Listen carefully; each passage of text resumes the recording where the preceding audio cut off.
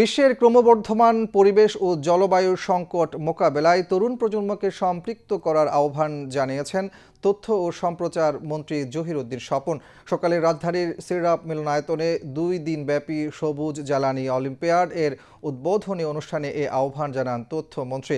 তিনি বলেন, পরিবেশগত সংকট অন্যান্য স্বল্পমেয়াদী উন্নয়ন সমস্যার মতো নয়, এর প্রভাব দীর্ঘমেয়াদী ও সুদূর প্রসারী। এক্ষেত্রে মানুষের সচেতনতা ও আচরণগত পরিবর্তন অত্যন্ত গুরুত্বপূর্ণ। টেকসই জীবনধারা, দায়িত্বশীল নগরায়ন এবং প্রকৃতির সঙ্গে সামঞ্জস্যপূর্ণ উন্নয়ন নিশ্চিত করতে তরুণদের মধ্যে প্রয়োগযোগ্য জ্ঞান গড়ে তোলার উপর তিনি জোর দেন। বৈশ্বিক জ্বালানি সংকট এবং আন্তর্জাতিক রাজনৈতিক পরিস্থিতি পরিবেশ ও অর্থনীতির উপর সরাসরি প্রভাব ফেলছে উল্লেখ করে তথ্যমন্ত্রী বাস্তবমুখী ও প্রয়োগযোগ্য জ্ঞান অর্জনের জন্য শিক্ষা ও গবেষণাকে পরিবেশ, রাজনীতি ও অর্থনীতির সঙ্গে সমন্বয় করার আহ্বান জানান।